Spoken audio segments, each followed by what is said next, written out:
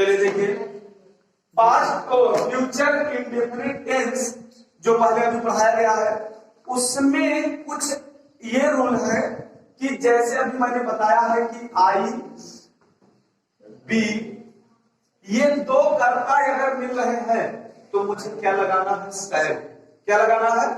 Cell लगाना है। तो यहां पे स्टूडेंट ध्यान देंगे कि मैं आई और बी के साथ बिल भी लगा सकता हूं। उस नियम को पहले मैं बता दे रहा हूं, ठीक है? नियम को नोट कर ले कि जब वाक्य में, नोट करें सभी, जब वाक्य में अवश्य कामा जरूर वादा, अवश्य जरूर वादा शब्द आए तो सैल के स्थान पर, सैल के स्थान पर बिल और बिल के स्थान पर सैल। मतलब यहां कहने का यह है कि जहां सैल लगना है वहां बिल, और जहां बिल लगना है वहां सैल।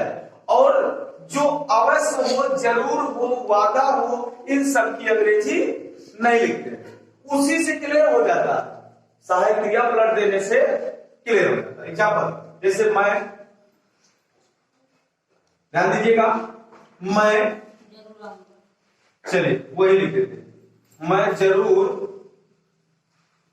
आऊंगा। अब ध्यान दीजिएगा सभी, सबसे पहले मैं पहचान करूंगा और पहचान करने के लिए मैं गया तो पीछे गा मिल गया, इसका मतलब कि फ्यूचर टेंस क्लियर है। और गा जी के तुरंत पहले मुझको वर्ब मिल गया, आना, आऊं, आऊं का मतलब आना, और आना वर्ब है। Future indefinite clear, future indefinite clear है। अब ध्यान दीजिए, इसको बनाना है मैं की अंग्रेजी आई, और मैंने बताया है कि आई या बी हो तो तुम्हें सैल लगाना है। क्या लगाना है? लेकिन अब यहां पे तुम्हें ध्यान देना है कि अगर उस वाक्य में जरूर, अवश्य, वादा शब्द आ रहा है तो सहायक क्रिया पलट देना है। यानी यहां क्या लगना है? सैल। तो क्या लग जाएगा? बिल। अब क्या लग जाएगा यहां? बिल। और आने की अंग्रेजी कम, आई बिल कम। अब यह सोचो कि जरूर की अंग्रेजी क्यों नहीं लगाया गया? जरूर की अंग्रेजी, अवश्य की अंग्रेजी नहीं लगेगी। क्लियर कैसे हो कि वहां जरूर है, अवश्य? क्लियर कैसे हो, स्पष्ट कैसे हो? स्पष्ट इसीलिए हो जाएगा कि आई के साथ सैल लगना था, यहां बिल लग गया। तो जो पढ़ने वाला होगा वो तुरंत कंफर्म कर लेगा कि आई के साथ तो सैल लगना था, यहां पे तो बिल लगा है, इसका मतलब कि जरूर या अवश्य शब्द इसमें छिपा। समझ गए होंगे? कोई दिक्कत नहीं है ना? चलिए मैं निगेटिव चला हूं, इस नियम को अच्छी तरह से एक दो बार रिपीट कर लेना।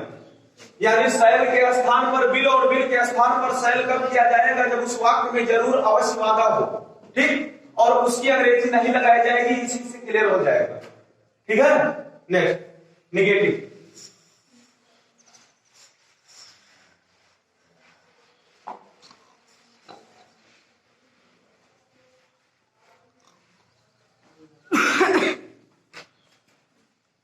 देखिए, फ्यूचर इंडेफिनिट टेंस का नेगेटिव,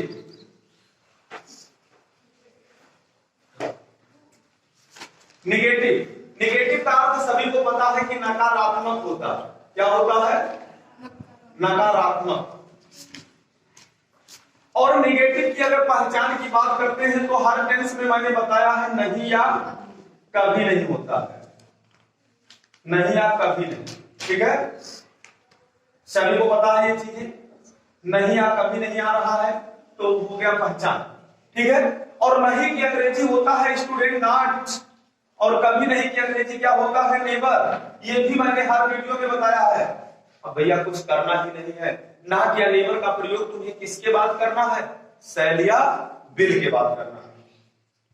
लिख दीजिए यहां कि शैल या विल के बाद नॉट या नेवर का प्रयोग। बस ये तुम्हारा नियम, यानी नॉट या नेवर का प्रयोग कहां करेंगे, शैल या विल के बाद करेंगे। एग्जाम्पल जैसे क्या किया जाए कि वह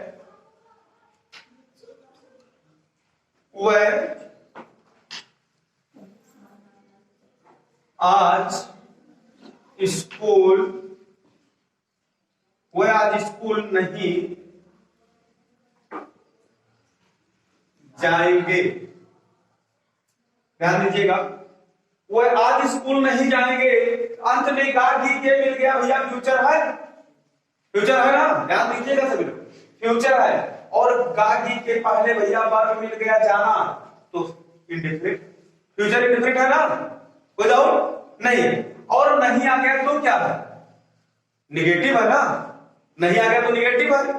अब ध्यान दीजिए, फ्यूचर इंडेफिनिट टेंस का निगेटिव है, हम पहले क्या लिखेंगे, सूत्र इसका लिख दें, सूत्र वही है यार, केवल शैल या विल के बाद में तुमको क्या करना है, नॉट या नेवर प्रयोग करना है। जो अफर्मेटिव में सूत्र लिखा है नहीं है, सूत्र सेम वही, ठीक है। सबसे पहले सब्जेक्ट लिखेंगे, सब्जेक्ट हुआ है, वह क्या अंग्रेजी दे, अब दे के साथ शैल लगाएंगे कि विल लगेगा, क्योंकि अगर इसमें जरूर अवश्य होता तो विल की जगह पर क्या हो जाता, शैल, तो जरूर अवश्य है नहीं, विल, दे विल। और अब हमें क्या लगाना है, नहीं आ रहा है तो नॉट, दे विल नॉट। उसके बाद जाने की अंग्रेजी यानी वर्ब गो, और गो टू कहां जा रहा है, स्कूल, गो टू स्कूल। और अब क्या बच रहा है, today, they will not go to school today. ये समझ में आया सबको, सभी को। अगर मैं इसी में ध्यान दीजिएगा, तो अभी इसी में मैं एक चीज और कर दूं, वह आज स्कूल अवश्य नहीं जाएंगे, यहां पे मैं थोड़ी देर के लिए अवश्य जोड़ दिया, विल की जगह पर शैल है। हाँ, अगर मैं यहाँ पे अवश्य जोड़ दूं तो अवश्य की अंग्रेजी नहीं लगेगी, लेकिन होगा क्या भैया, विल की जगह पे शैल कर देना होगा। शायद समझ गए होंगे, कोई दिक्कत नहीं है ना, निगेटिव हो गया है, अब इसके आगे इंट्रोगेटिव